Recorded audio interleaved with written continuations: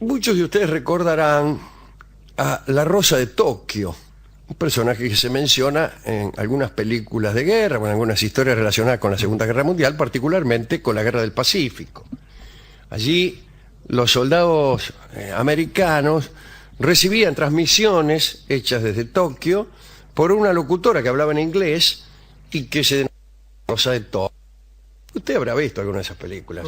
Les habla la Rosa de Tokio, ríndanse. Qué sé yo, que ya los tenemos. Ustedes lo están engañando, le dicen que van ganando, pero en realidad los que vamos ganando somos nosotros los japoneses.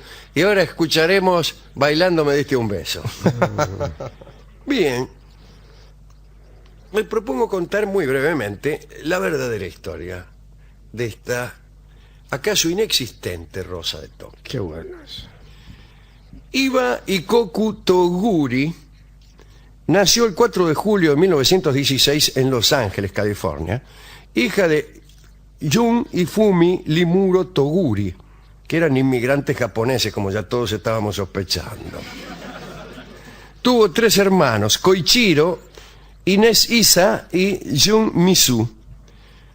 La mamá de Iba sufría de diabetes y tal vez por eso a Iba se le ocurrió estudiar medicina. Esa fue su mayor ilusión. Fue a la Universidad de California en Los Ángeles y se graduó como bachiller en ciencias con orientación en zoología. Esto fue en junio de 1941. Ese mismo año su tía Shizu, que vivía en Japón, se enfermó gravemente y como la mamá de Iba estaba enferma, la propia Iba viajó al Japón para cuidar a su tía. Embarcó el 5 de julio del 41 en el vapor Arabia Maru. Ya se sabe que las flotas de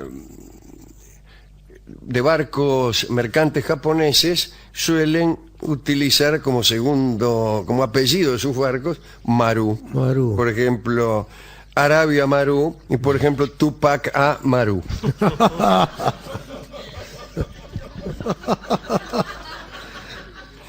Bien. Me hacen señas desde la producción y no entiendo por qué. Le hacen como una cosa que Bueno, entienden. Como fue muy rápida la gestión del viaje, no tuvo tiempo de sacar pasaporte, pero sí obtuvo un certificado de identificación donde se indicaba que era estudiante de medicina, tal como lo había consignado en el registro de votaciones el 17 de julio de 1940. Llegó a Japón en julio del 41. En noviembre se le venció el permiso y no pudo regresar a su país porque las autoridades de inmigración japonesas afirmaban que no había suficientes indicios de que ella fuera estadounidense. Por esa razón tuvo que permanecer en Japón. No la dejaban salir de Japón. Le había vencido el permiso, no pudo salir de Japón. ¿Qué pasa? Estalló la guerra. Al igual que miles de ciudadanos japoneses y estadounidenses de ascendencia japonesa, los padres de Iba, que estaban en Los Ángeles, fueron enviados a un campo de concentración. Fueron internados. ¿Entiende? Si usted vivía cerca de la costa del Pacífico y era japonés o de ascendencia japonesa, lo internaban, lo metían en unos lugares no muy gratos. Camino a ese campo, la madre de Iba falleció debido a su precario estado de salud. Iba, como hemos dicho, estaba en Japón y allí la trataron como enemiga a los japoneses. Sin embargo, le manifestaron que podía registrarse como ciudadana japonesa. Ella rechazó esa posibilidad y solicitó ser internada conjuntamente con otros ciudadanos extranjeros, pero fue rechazada por su condición de mujer y por ser de origen japonés. Sin embargo, unos vecinos del tío, recuérdese que ella estaba cuidando a la tía, la denunciaron diciendo que tenía actitudes proamericanas.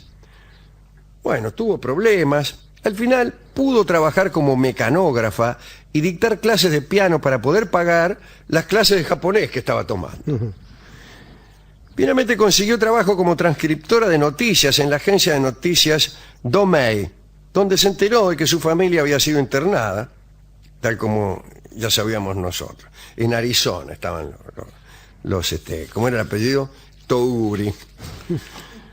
Allí en la agencia de noticias conoció a un tipo, un ciudadano portugués, nacido en Japón, Felipe de Aquino, que era hijo de portugués y madre japonesa. Y se casó. Un día de regreso a su casa encontró todas sus cosas en la calle. La policía secreta, el Kenpeitai, había hecho una requisa porque la consideraba todavía una persona sospechosa. Se enfermó, desnutrida, tuvo que ser hospitalizada.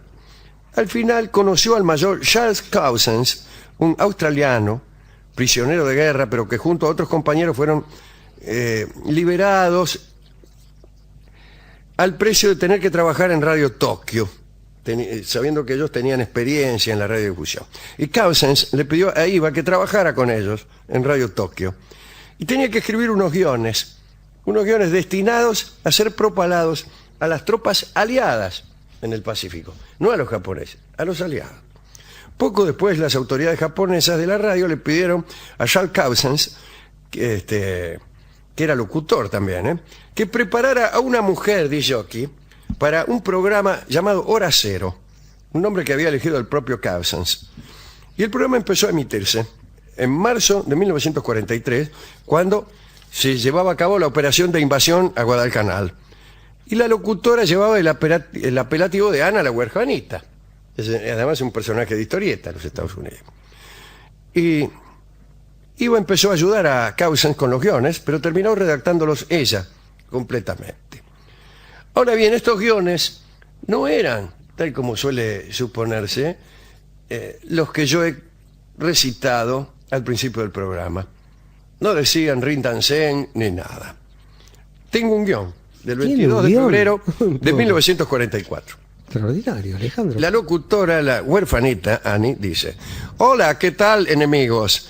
¿Qué tal las trampas? Aquí está Ann, de Radio Tokio, y nosotros estamos justamente para comenzar nuestro programa regular de música, noticias y la hora cero para nuestros amigos. Quiero decir, nuestros enemigos, en el Pacífico Sur. Así que estén en guardia y ojalá que los niños no estén escuchando.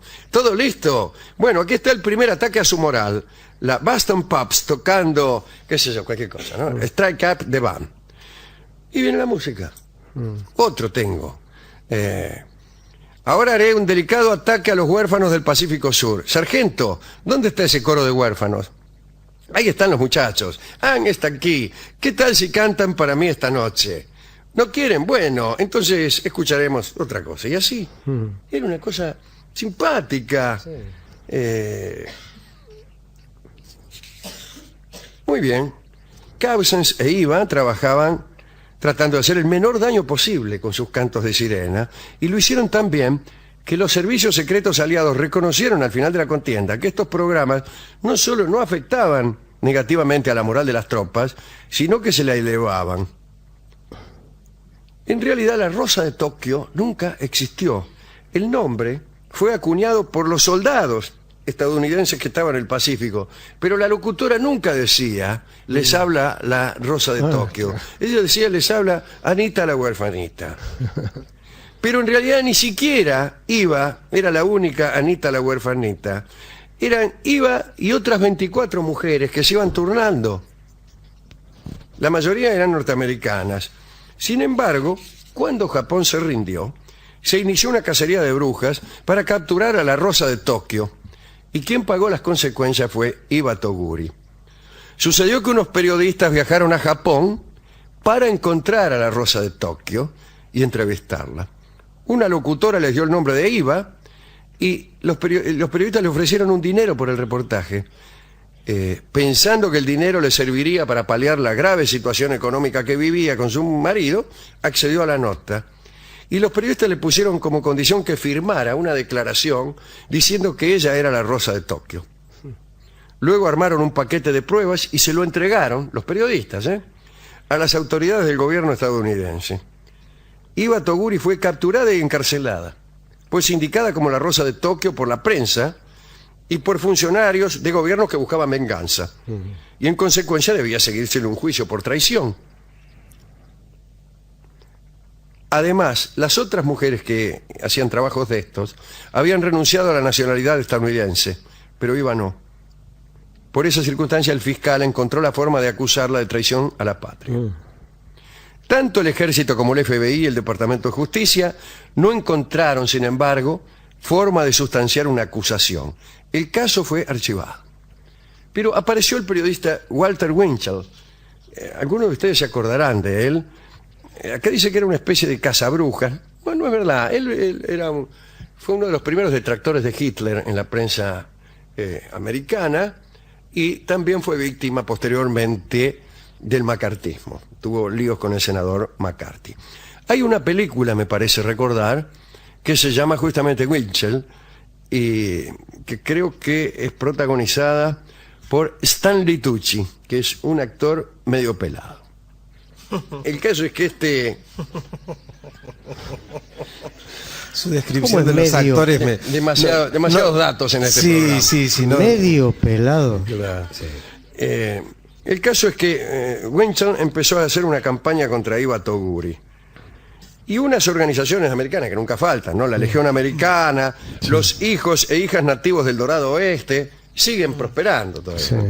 Lanzaron campañas de protesta y el alcalde de Los Ángeles firmó una resolución impidiéndole la entrada a Iva Toguri bajo la acusación de influir adversamente a los japoamericanos leales.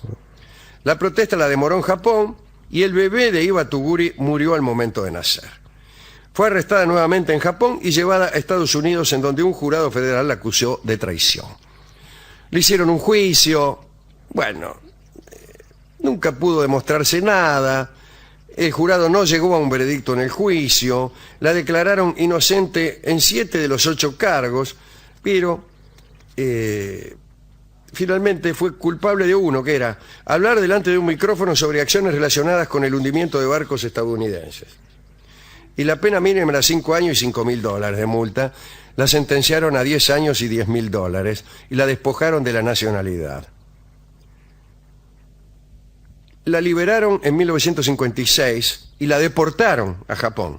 Ahí se reunió con el Cousins, el esposo, ¿no? Le cobraron los $10.000 de multa, recién en 1972. También despojaron a los Toguri de las tierras que pertenecían al viejo Toguri. En 1976, el programa de televisión 60 Minutos contó la historia desde el punto de vista de la protagonista y hicieron que la opinión pública cambiase a su favor. Y el presidente Gerald Ford, uno de los protagonistas de esta historia, le dio el perdón incondicional, y le ofreció excusas en nombre de la nación, manifestando que estaba convencido de que fue falsamente acusada y condenada. Y esta fue la historia, ¿no? Al marido no... ¿Cuál era el marido? El portugués, ¿no? El portugués. El portugués. No le permitieron nunca el ingreso a Estados Unidos. Se divorciaron en 1980. El marido murió en el 96 y ella murió el año pasado. Mire usted. En septiembre de 2000. Qué cerca todo, ¿no? Esto es cerca, ¿no? Esta es la historia de la famosa Rosa de Tokio, que nunca supo que era la Rosa de Justamente Tokio. ayer, Alejandro, se cumplió un aniversario de la bomba de Hiroshima. La bomba de Hiroshima. 62 años. Muy bien, ¿le gustó esta historia? Mucho. Sí, muy linda historia. Muy linda. Fíjese que uno está harto de ver películas, y yo he oído personalmente, les habla la Rosa de Tokio. Sí. Bueno, nunca sucedió eso. Les habla Annie, la huérfanita. ¿A quién quiere dedicar esta historia? Bueno, primero, Alejandro, me voy a sumar a una reflexión que usted ha hecho algunas veces acerca, en otro terreno mucho más mundano que como es el terreno del fútbol, pero usted ha dicho muchas veces que hay que tener cuidado cuando se le da demasiado poder al juez, ¿sí? Sí, claro. Y en estos casos, digo, también queda visto que en ciertos lugares, en ciertos ámbitos mucho más profundos, también hay que tener cuidado con el poder que se le da a algunas personas. Y voy a dedicarle esto, por supuesto, a la chiquita, murió hace poquito, a Iva Toguri, a sus 24 amigas, ¿sí?, que de alguna manera compartieron este trabajo, y el amigo Charles Cousins. Bien, hemos resuelto ilustrar esta breve historia de La Rosa de Tokio con un viejo vals de Julio De Caro.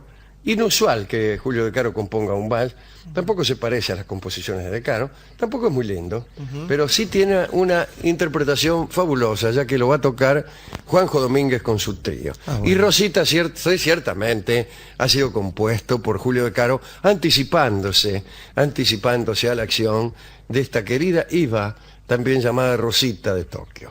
Adelante.